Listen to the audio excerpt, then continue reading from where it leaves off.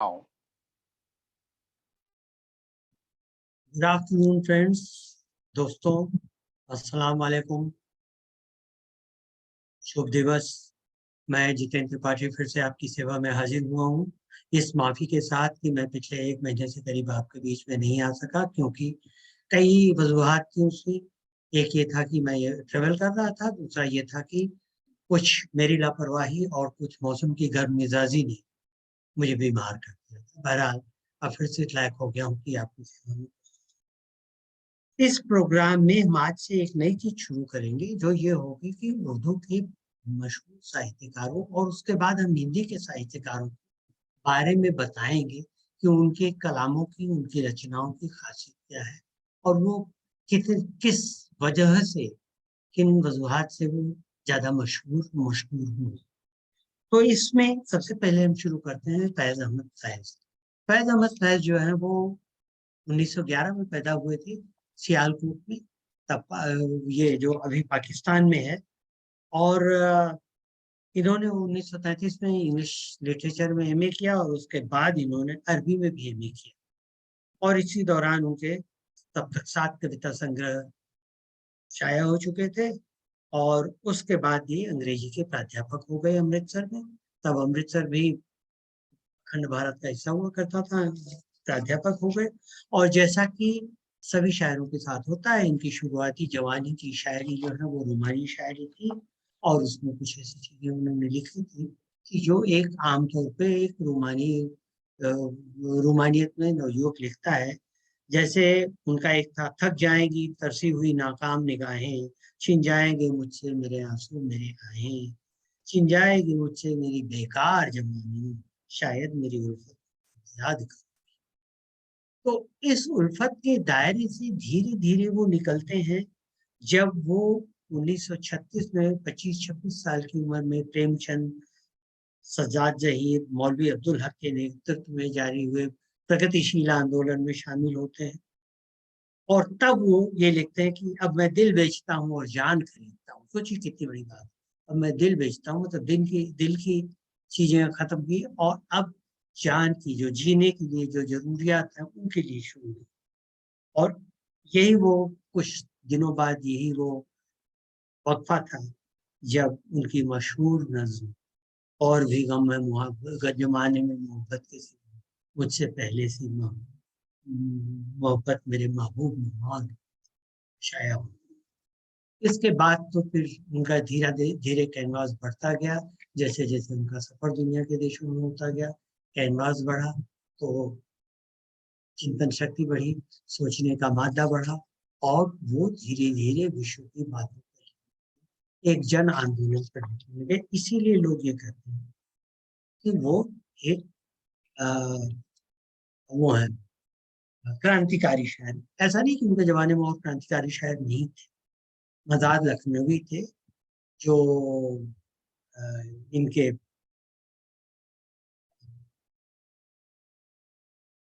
जो जो जो बदकिस्मती से बड़े ही कम उम्र में मर गए थे। और इसके साथ ही साथ जानिसार अख्तर थे, जो जावेद अख्तर के पिताजी और जावेद अख्तर के मामा थे मजाद लखनवी। तो ये समझ लीजिए कि कितना अच्छा रिलेशन रहा हो।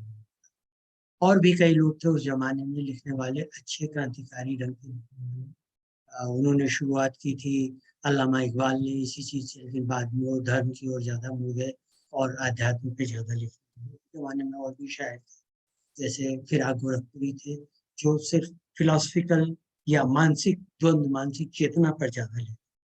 तो देखिए, मैं कुछ आपको सुनाऊंगा, उसी से आपको अंदाजा लग जाएगा कि ये जो लिखा है इन्होंने कितना अच्छा लिखा। देखिए, ये लिखा है कि हम तुमसे पहले भी यहाँ मंसूर हुए फरहाद। मंसूर एंड फरहाद दो अपने अपने जमाने के मशहूर आशिक होना होगा। तो गजल ये है कि अब के बरस दस्तूर सितम में क्या क्या बाबर इजाद हुए। इस साल सितम करने के दस्तूर में, सितम करने की प्रथा में क्या क्या अत्याचार, क्या क्या अध्याय बनाए गए। जो कातिल थे मकतूल, जो कातिल थे वो अब मृतक हो गए, जो सैद से अब सयाद हुए, और जो सैद से मतलब जो शिकार थे वो अब शिकारी हुए। पहले भी खिजा में बाग गुजरे, पर यूं नहीं जैसे अब के बरस। सारे पत्ते बूटा, सारे बूटे पत्ता पत्ता, रविश रविश बर्बाद, क्यारी क्यारी बर्बाद हो गई। ये उन्होंने लिखी थी पाकिस्तान की तत्कालीन हालत। पहले भी तवाफ़ शाम वफा, पहले भी वफा की शाम के चक्कर का, पहले भी तवाफ़े शाम वफा थी रस्म मोहब्बत वालों की, हम तुमसे पहले भी यहाँ मंसूर हो। फिर फिर देखिए क्या कहते हैं, एक गुल के मुरझा जाने से क्या गुलशन में कोहराम मचा, एक चेहरा कुम्हला जाने से कितने दिल नाशाद हुए। फैज न हम यूसुफ न कोई याकूब जो हमको जाने। यूसुफ जो है वो विश्व का सबसे सुंदर व्यक्ति माना जाता था, और याकूब हजरत यूसुफ के पिता। तो वो कहते हैं फैज, और इसमें एक शब्द है कना। कना मतलब ये होता है कि जन्मभूमि हजरत यूसुफ की। तो कहते हैं कि फैज न हम यूसुफ न कोई याकूब जो हमको याद करे, अपनी क्या कना में रहे या मिस्र में जा आबाद हुए। मतलब हम तो आज आम आदमी है, ये इनके कहने का। इसी तरह से इनका एक बहुत ही आपको बहुत ही मशहूर गजल कई लोगों ने गाई है, चले भी आओ कि गुलशन का कहा। अब देखिए इसके शब्द देखिए, गुलों में रंग भरे बादा नौ बहार चले, नई बहार की हवा चले, चले भी आओ कि गुलशन का। कफस उदास है, कफस मतलब कारावास का पिंजरा, कफस उदास है यारों, सभा से कुछ तो कहो, हवा से कुछ तो कहो, कहीं तो कहे खुदा, खुदा के वास्ते आज जिक्र यार। मतलब कि वतन फरोशी की, वतन फरोशी का जिक्र। और देखिए ये बड़ा प्यारा शेर है इसका, बड़ा है दर्द का रिश्ता ये दिल गरीब, बड़ा है दर्द का रिश्ता ये दिल गरीब, तुम्हारे नाम पे आएंगे गमगुसार, लेकिन तुम्हारे नाम पे गम पे, गम को कम करने वाले हमदर्द लोग चले आए। भले ही ये बड़ा दर्द है, बड़े ही दिल गरीब है, लेकिन दर्द का रिश्ता इतना अच्छा बड़ा होता है कि दर्द एक दर्दमंद की बात तो दूसरा उसके सामने सहानुभूति आ जाए। ये बहुत बड़ी बात इन्होंने कही, और इन्होंने ये कही, जो हम पे गुजरी सो गुजरी मगर शबे हिजरा, हमारे अश्क तेरी याकवत समझ, हमारे अश्क तेरी विरह की रात को समझ, ये सब तेरी अंत को संभाल। तो ये देखिए, और इनका एक और भी बहुत मशहूर है कि आए कुछ, ये इन्होंने मॉस्को में भी सुनाया था, और इनको बता दूं कि इनको विश्व शांति के लिए लेनिन शांति पुरस्कार से भी मिला। अब देखो देखिए, आए कुछ अब्र कुछ शराब आए, अब्र मतलब आसमान, बादल, कुछ बादल आए कुछ शराब आए, उसके बाद आए जो भी अजाब, हर रगे खून में फिर चिरागा हूँ, खून के हर कतरे में फिर दिए जल, सामने फिर वो बेनकाब है, कर रहा था गमे जहां का हिसाब, आज तुम याद बेहिसाब आए। और ये देखिएगा, न गई तेरे गम की सरदारी, सरदार होता है तो सरदार के अंडर में चार लोग होते हैं, लोगों का सरदार होता है, नेता होता है। तो न गई तेरे गम की सरदारी, दिल में यूं रोज इनकलाब, मतलब रोज इनकलाब आए फिर भी तेरे गम की का महत्व, तेरे गम की पढ़ाई नहीं गई। फैज थी राह सर्व सर्व, हम जहां पहुंचे कामयाब, ये भी शायद बता, हम जहां पहुंचे कामयाब, चाहे जितने कष्ट पड़े हमारे। अब उसके बाद एक एक ये इन्होंने शायद भारत पाकिस्तान पे भी लिखा था, के संबंधों पर, जब संबंध थोड़े से ठीक होने शुरू हुए। रंग पैराहन का, पैराहन मतलब लिबास, रंग पैराहन का खुशबू जुल्फ लहराने का नाम, मौसम गुल है तुम्हारे बाम पर आने का, तुम्हारे छत पे आने का नाम ही गुलों का मौसम है। फिर नजर में फूल महके, दिल में फिर शम्मी जमी, फिर तसव्वुर ने लिया उस बज्म में जान। ये भारत और पाकिस्तान के ऊपर इन्होंने लिखा था। और ये था, अब किसी लैला को भी इकरार महबूबी नहीं, किसी भी लैला को प्रेम की स्वीकृति की जरूरत नहीं रहती। क्यों? क्योंकि इन दिनों बदनाम है हर एक दीवाने का नाम। और ये सबसे अच्छा, हमसे कहते हैं चमन वाले गरीबाने चमन। गरीबाने चमन मतलब चमन से, उद्यान से, बाग से बाहर रहना। चमन में रहने वाले हम बाग से रहने वालों से कहते हैं कि ये गरीबाने चमन, तुम कोई अच्छा सा रख लो अपने वीराने का नाम। हमसे कहते हैं चमन वाले गरीबाने चमन, तुम कोई अच्छा सा रख लो अपने वीराने का नाम। और एक इनके बहुत ही मशहूर गजल ये भी है, कई लोगों ने गाई है इसको। और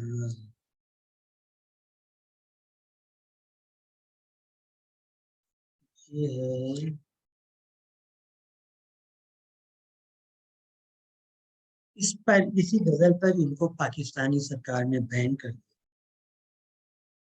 ये देखिए, इसका शीर्षक है अजीब रंग में अब की बहार गुजरी है।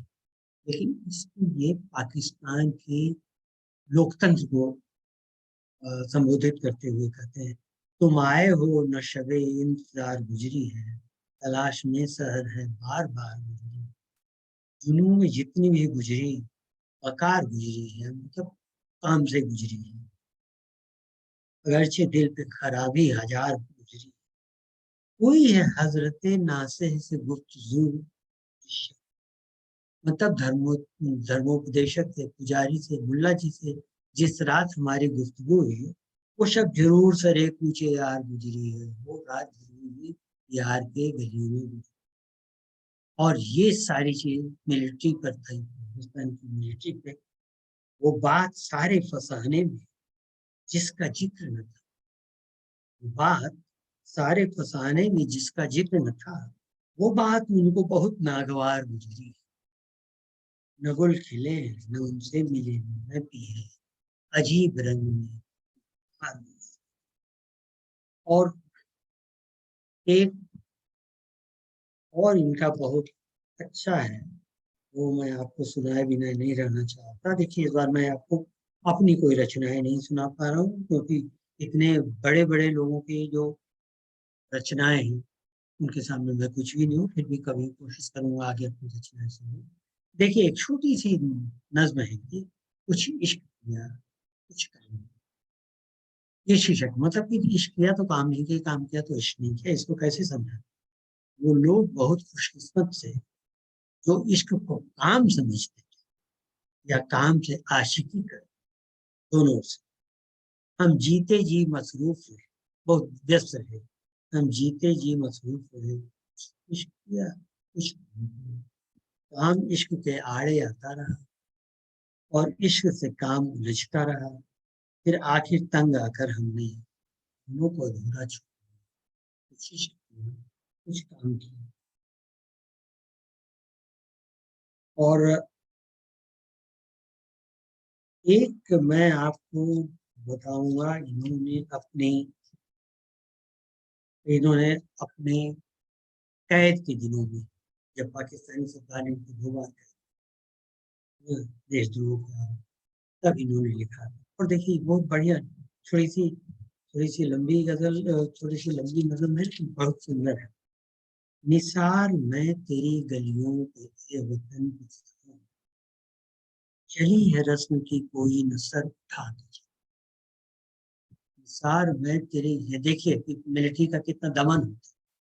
निसार मैं तेरी गलियों पे ये वतन की जहां, चली है रस्म की कोई नसर उठा के चली, जो कोई चाहने वाला तवाफ को निकले, तवाफ मतलब परिक्रमा, जैसे मंदिरों की थी, जो कोई चाहने वाला तवाफ को निकले, वतन को चाहे, तो कोई चाहने वाला तवाफ को निकले, नजर चुरा के चले, जिस्म जा बचा के चले।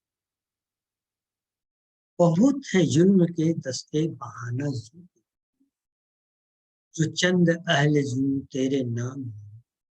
जो चंद जुनून के जोश के लोग तुम्हारे नाम लेने वाले हैं वतन के, वो भी काफी हैं जुल्मी हाथों के बहानों के लिए, जुल्मी हाथों को द्वारा खून बहाया जाए।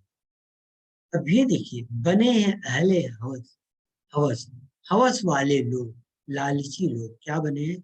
मुद्दई भी, मतलब प्रतिवादी, प्लेंटिव, मुंसिफ, बने बने हैं अहले हवस, मुद्दई भी, मुंसिफ। किसे वकील करें, किससे मुंसिफी चाहें, जब एक ही है सब कुछ निजाम। मगर गुजरने वालों के, मगर गुजारने वालों के दिल गुजरते हैं, दिन गुजरते हैं तेरी रात में, वो शाम चल करते हैं। बुझा जो रोशनी जिंदा तो दिल ये सब। जब कारागार का, जेल का चिराग बुझ गया तो दिल ये समझा है कि तेरी मांग सितारों से भर गई। चमक उठे हैं सलासिल, जंजीरें चमक उठी हैं, तो हमने जाना है कि अब शहर तेरे रुख पर बिखर गई है। फिर आज कहते हैं, अगर आज तुझसे जुदा है तो कल हम होंगे, कल मिलेंगे। ये रात भर की जुदाई तो कोई बात। अगर आज औज बेतालाए है, रकीब है, अगर आज आज दुश्मन का भाग्य आसमान पे है तो क्या है? ये 4 दिन की खुदाई तो कोई बात नहीं है। ये 4 दिन की खुदाई के बाद तो हम फिर लौटेंगे। और फिर समय की क्योंकि कमी हो रही, तो मैं एक बहुत अच्छी नज़्म जो कि आपने बहुत ही बार सुनी होगी, जो नूरजहां ने पाकिस्तान गाई और बड़ी मशहूर, वो उसका ट्रांसलेशन सुना होगा तब आपको अंदाजा होगा कि कितनी गहरी बात है। मुझसे पहले सी मोहब्बत मेरी महबूब नवाब, मैं समझता था कि तू है तो दरख्शां है, मैं समझता था कि तू है तो जिंदगी मैं है, बड़ी खुशगवार है। तेरा गम है तो गमे दहर का झगड़ा क्या, अगर मेरे पास तेरा गम है तो संसार के दुखों का मुझे क्या लेना देना है। तेरी सूरत है आलम में बहारों को, तेरी सूरत से ही सारी दुनिया में बहारें ठहरी हुई है, तुम्हारी सूरत की वजह से ही बहार ही तेरी आंखों के सिवा दुनिया में रखा। यही एक आखिरी लाइन मोहम्मद रफी ने एक हिंदुस्तानी फिल्म बॉलीवुड फिल्म के गाने की, वो लिखती शकील इसी पे गाया है मोहम्मद अली ने कि मोहम्मद रफी ने कि तेरी आंखों की सिवा दुनिया में, जो तू चले शाम ढले तेरी जो तू मिल जाए तो तकदीर निगो हो जाए, जो तू मिल जाए तो तकदीर बदल जाए। यूं न था मैं, न फकत चाहा था यूं हो जाए, ऐसा नहीं था, न मैंने चाहा था कि और भी दुख है जमाने में, रातें और भी हैं, वस्ल की रात, मिलन की रात के सिवा अलावा और भी रात, और भी सुविधाएं, और भी सुख, और इसीलिए कहते हैं और भी दुख है जमाने में। मतलब मोहब्बत ही नहीं एक चीज है जो दुनिया में, तो इसीलिए क्यों ये कहते हैं।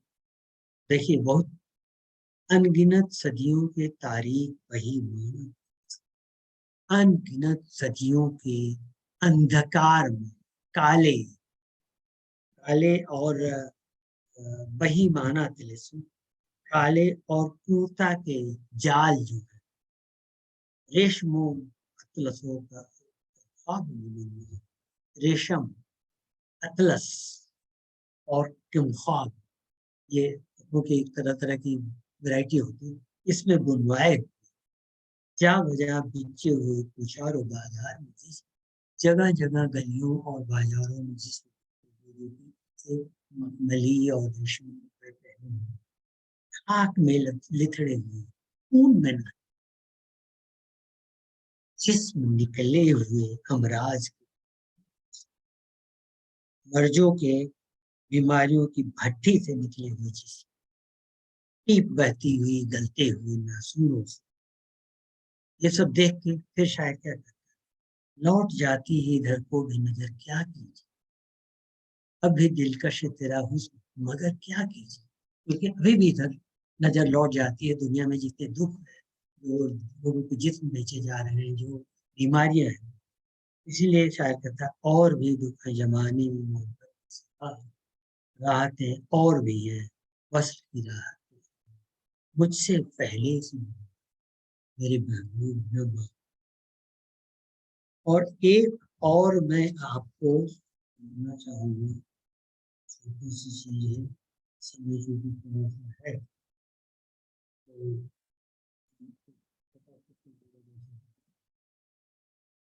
तो बहुत इस इसका उन्वान, इसका शीर्षक है गम न कर गम न कर, दर्द थक जाएगा गम न कर, यार लौट आएंगे दिल ठहर जाएगा गम न कर गम न कर, जख्म भर जाएगा गम न कर गम न कर, दिन निकल आएगा गम न कर गम न कर, अब्र खुल जाएगा, तो आसमान बादल, अब्र खुल जाएगा, रात ढल जाएगी,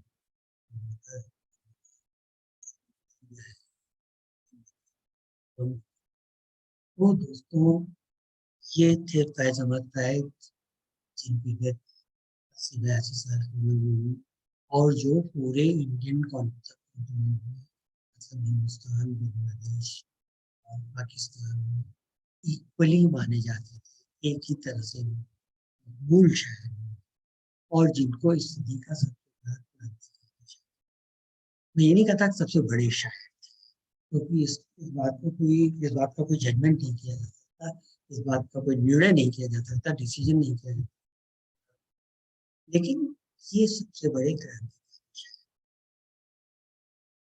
अब अगली बार जब हम मिलेंगे तो हम आपको एक और बड़े शायर के बारे में बताएंगे, जो कि पिछली शताब्दी का वो भी बहुत मशहूर शायर, और उसके बारे में उसका नाम अभी नहीं बताऊंगा, लेकिन उसके बारे में हम बताएंगे, और उसकी भी आप रचनाएं सुनिए, मुझे पूरी उम्मीद है कि सुनिए।